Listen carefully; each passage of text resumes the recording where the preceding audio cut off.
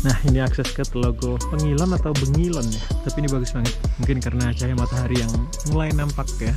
Karena memang di hari-hari sebelumnya jarang banget kita melihat sinar matahari yang sepanas ini. Dalam episode ke-6 membawa kami dalam serpihan kisah malam terakhir di Dieng, di mana hidangan mie ongklok dan segelas kopi perwacang menjadi penutup manis perjalanan kuliner kami. Dalam canda tawa dan kehangatan, kami menikmati setiap suapan yang membawa cita rasa Dieng ke dalam ingatan.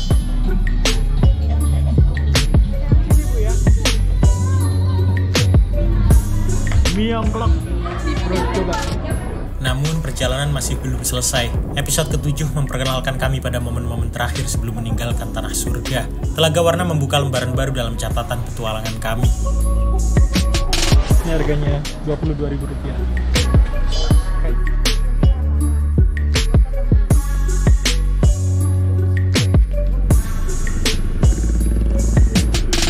Dan juga disusul dengan sarapan pagi di dekat titik 0 Dieng.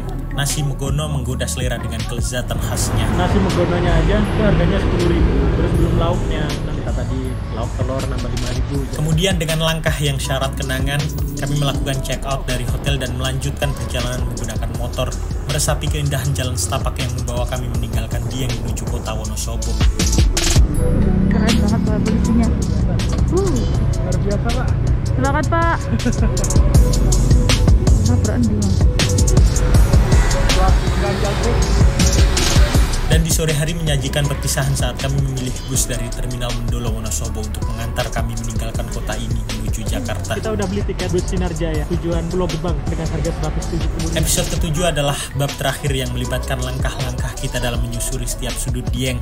Sebuah perpisahan yang berjalan bersama keindahan, cerita, dan kenangan yang selalu hidup dalam perjalanan kami menuju negeri di atas awan.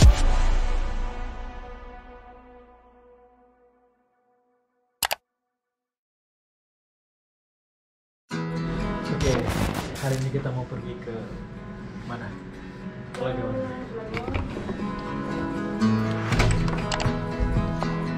Wow. Suhab. Ini cerah ini pagi ini. Panas banget.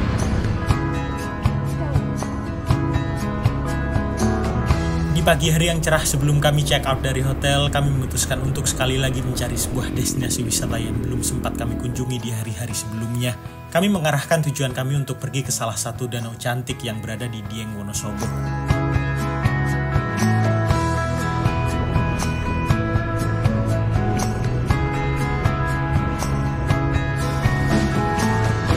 Setelah sampai di area parkir Telaga Warna, tinggal langsung berjalan menuju loket pembelian tiket untuk memasuki kawasan wisata Telaga Warna.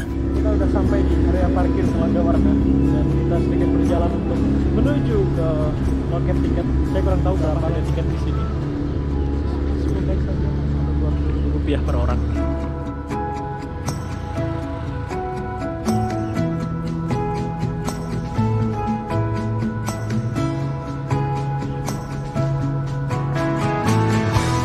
Memasuki Telaga Warna, kita harus mengeluarkan biaya sebesar Rp22.000 untuk kita bisa memasuki area kawasan wisata Telaga Warna. Iya mas, 2 lagi, silakan.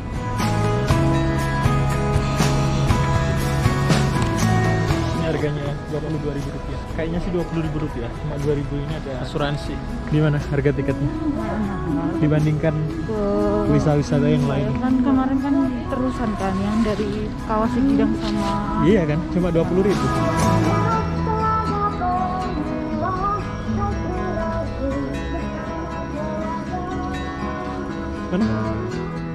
Ini seperti area berjalan kaki ya untuk memutari area telaga. Ternyata Telaga Pengilon juga satu akses di dalam Telaga Warna. Tapi Telaga Pengilon ini kayaknya agak sedikit lebih kecil. Nggak sedikit sih, lebih kecil banget kayaknya daripada Telaga Warna.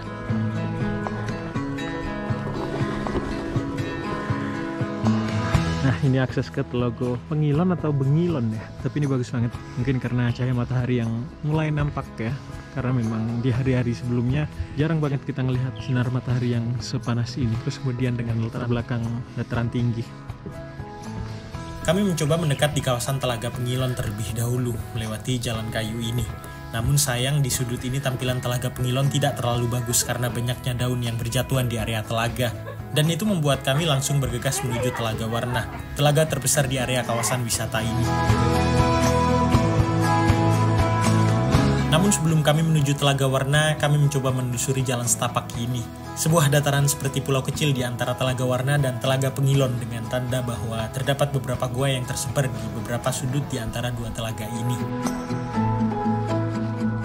Keunikan pertama yang saya lihat dari daratan di antara dua telaga ini adalah batu tulis. Batu besar yang berada di antara dua telaga. Konon bila seorang orang tua dengan tulus dan penuh keyakinan kepada Yang Maha Kuasa memohon di dekat batu ini untuk keberhasilan membaca anaknya yang belum lancar membaca, diyakini si anak akan bisa segera membaca.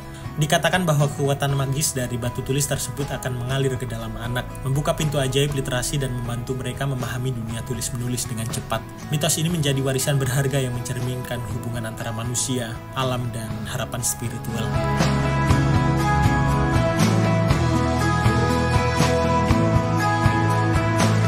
Hal kedua yang saya temukan di tempat ini adalah Gua Jaran, atau dalam bahasa Indonesia bisa disebut dengan Gua Kuda. Di zaman kuno, Gua Jaran menjadi tempat bertapa bagi seorang resi bijaksana bernama Kendali Seto. Menurut legenda, suatu hari saat hujan deras mengguyur, seekor kuda betina kebingungan mencari tempat berteduh. Dengan takdir yang mengarahkannya, kuda itu menemukan Gua Jaran dan masuk ke dalamnya untuk berlindung. Keajaiban yang tak terduga terjadi di dalam gua tersebut. Ketika kuda itu keluar keesokan harinya, muncul keajaiban yang luar biasa. Kuda itu tiba-tiba dalam keadaan bunting atau hamil. Masyarakat setempat percaya bahwa keajaiban ini adalah anugerah dari roh spiritual yang melindungi Gua Jaran dan resi yang pernah bertapa di dalamnya. Legenda ini menunjukkan keunikan mitos Gua Jaran sebagai tempat yang tidak hanya memberikan perlindungan fisik, tetapi juga dianggap sebagai tempat di mana keajaiban dan keberkahan dapat terjadi, menciptakan kisah yang penuh misteri dan kebijaksanaan spiritual.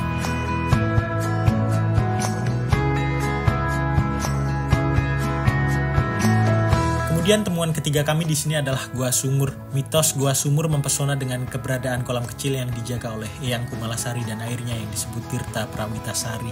Konon air ini membawa tuah dan kerap dimanfaatkan oleh umat Hindu dari Pulau Bali untuk upacara muspo dan mabakti. Keunikan legenda ini juga melibatkan keyakinan bahwa Tirta Prawitasari memiliki kemampuan penyembuhan dan dapat membuat kulit menjadi lebih halus. Gua Sumur menjadi tempat suci yang merangkul spiritualitas, pengabdian, dan harapan akan keberkahan serta kesembuhan. Dan setelah dari Gua Sumur, tepat di depannya langsung terlihat pemandangan dari Telaga Warna. Telaga Warna Dieng memiliki pesona magis yang tercermin dalam mitos dan keunikan legenda setempat. Konon, telaga ini adalah tempat di mana para dewa dan dewi bermain-main, dan warna-warni airnya berasal dari sentuhan magis mereka.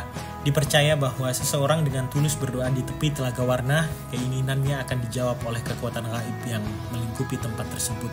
Selain itu, mitos mengisahkan bahwa Telaga Warna juga merupakan tempat pemujaan untuk Dewi Nawang Wulan, yang kecantikannya dipercaya dapat mempesona siapapun yang memandangnya. Orang-orang sering berziarah ke Telaga Warna untuk mendapatkan berkah, keberuntungan, dan keindahan dari kehadiran Dewi tersebut. Keunikan Telaga Warna Dieng tidak hanya terletak pada pesona alamnya, tetapi juga dalam mitos yang menciptakan ikatan spiritual antara manusia dan alam, memberikan makna yang mendalam bagi masyarakat setempat. Ya, namun itu hanyalah mitos yang sudah kami kumpulkan dari beberapa sumber yang sudah kami baca. Kalian bisa mempercayai ataupun tidak, dan mohon dikoreksi jika saya ada salah kata maupun informasi lainnya. Jam sudah menunjukkan 9:30, kita memutuskan untuk mencari sarapan, kemudian kembali ke hotel untuk prepare sebelum kita kembali ke Wonosobo untuk kembali motor. Dan setelah kami rasa puas untuk berkeliling Telaga Warna, kami memutuskan untuk segera meninggalkan tempat ini dan mencari sarapan di area titik 0 Dieng.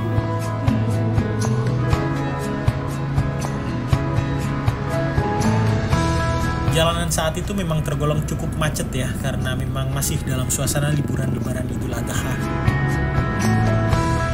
Waktu itu kami mencoba untuk sarapan dengan menu nasi megono, salah satu makanan khas Dieng yang memang tergolong cukup terkenal. Dan saat itu kami menemukan salah satu warung makan yang menjual nasi megono di sekitar titik 0 Dieng. Kalian bisa melihat seperti itulah pembuatannya. Nasi putih dicampur dengan beberapa bumbu yang memang saya kurang tahu bumbu apa saja yang ada di dalamnya. Tapi sepertinya ada campuran kelapa parut, daun singkong, dan bermacam-macam rempah yang dicampur jadi satu dengan nasi putih. Untuk harga memang sedikit agak mahal ya, dari beberapa makanan yang memang sudah kami coba di hari-hari sebelumnya. Dengan penyajian sederhana, nasi mugono dipatok dengan harga Rp10.000 tanpa lauk. Tapi kita juga tidak bisa memakannya jika tanpa menggunakan lauk. Jadi saat itu kami juga membeli telur mata sapi dengan harga Rp5.000. Kemudian rasa untuk lidah kami ngerasa lumayan enak lah ya.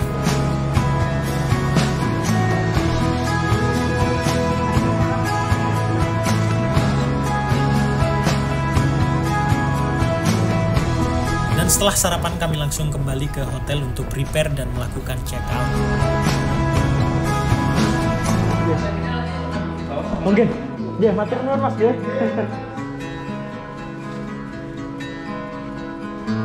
Mas, ambil KTP. Katanya disuruh ke atas. Oh ini dia. Matur nuwun Mas. Setelah kami packing semua barang kami langsung melakukan check out dan menuju ke kota Wonosobo. Dan kabut saat itu memang sangatlah tebal, bahkan lebih tebal daripada hari-hari sebelumnya, membuat kami lebih dan sangat berwaspada. Apalagi nanti kami akan terus turun dan selalu menjumpai turunan-turunan curam di sepanjang jalan.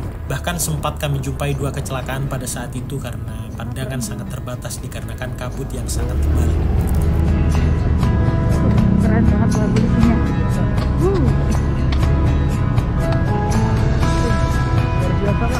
Selamat Pak.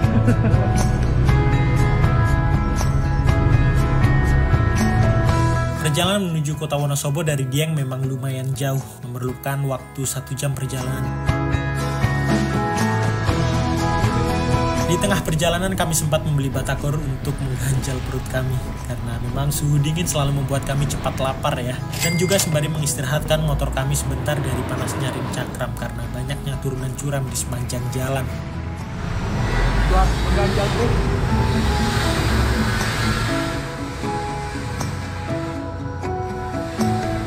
Setelah itu kami melanjutkan perjalanan kembali, sampai akhirnya kami sampai di salah satu warung di kota Wonosobo untuk mengisi perut kami yang memang mulai kelaparan saat itu.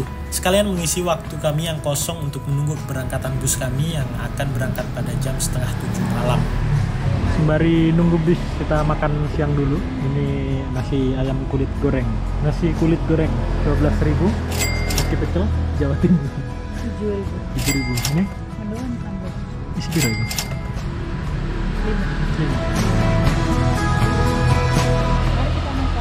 Mari kita makan dulu sebelum kita naik bis. Dan sehabis makan kami langsung menuju terminal Mendolo Wonosobo untuk mengembalikan motor. Ini ke sini tak bawa. Ya. Saya mau cari itu. Ya. Matur nuwun nggih Mas. Itu ya KTP. Oh udah dah. Oh iya udah. Kaget. Ya. Ya, suwun Mas.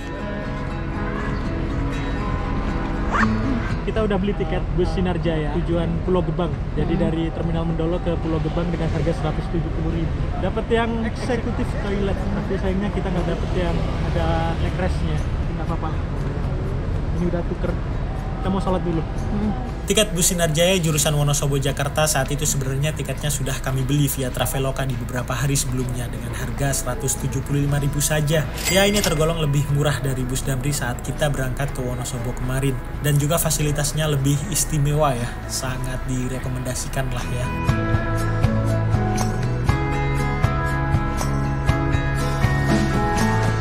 Nanti bisnya berangkat pukul 6.30. Sekarang kan karena udah maghrib, jadi kita mau sholat dulu biar nanti perjalanannya tenang. Kita mau jamak dulu sholatnya karena nanti perjalanannya kalau nggak salah nyampe Jakarta itu subuh kayak gitu. Harusnya 6:30 udah berangkat, tapi ternyata bisnya lagi ada gangguan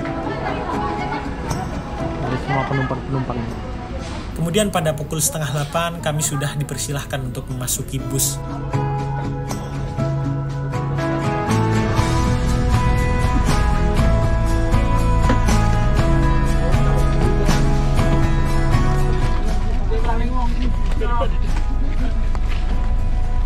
Daripada Damri kemarin. Iya, empuk, lebih empuk ya. Banget.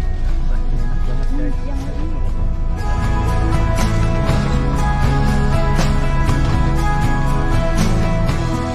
Dan kemudian Kemudian tepat pukul 7:42 bus mulai meninggalkan Terminal Mendolo Wonosobo untuk melakukan perjalanan menuju Terminal Pulau Gebang, Jakarta Timur.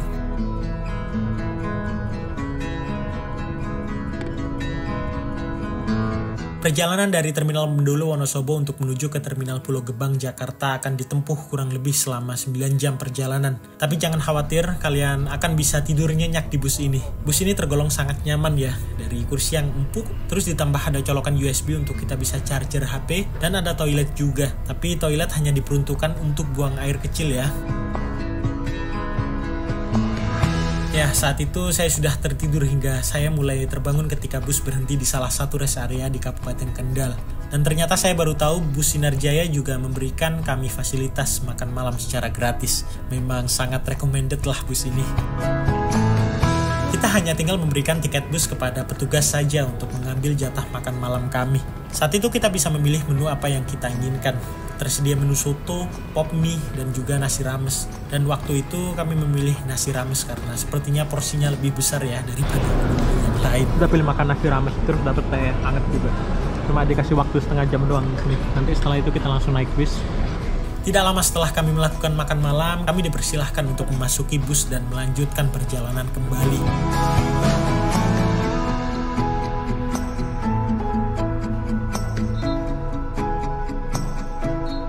Dan setelah itu kami tertidur kembali sampai akhirnya kami tiba di Terminal Pulau Gebang, Jakarta Timur yang menandakan petualangan Dieng Trip kami sudah berakhir. Kami sangat berterima kasih kepada kalian semua yang sudah menyempatkan menonton video Dieng Trip dari episode pertama hingga episode terakhir. Dan tetap ditunggu petualangan kami selanjutnya. Kami berusaha untuk terus memberikan banyak tips seputar perjalanan dan petualangan dalam waktu-waktu berikutnya. Tentunya kami akan mengusahakan dalam waktu dekat, dan saat ini kami sudah banyak melakukan persiapan untuk trip berikutnya. Yang pastinya trip ke depan adalah permintaan terbanyak dari teman-teman semua kepada kami untuk mengulas sebuah perjalanan panjang dalam beberapa hari ke depan.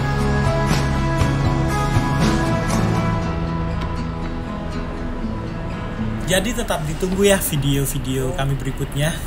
Akhir kata saya Erik beserta istri saya Eliza mengucapkan banyak-banyak terima kasih untuk kalian semua yang sudah menyempatkan menonton video sederhana dari kami.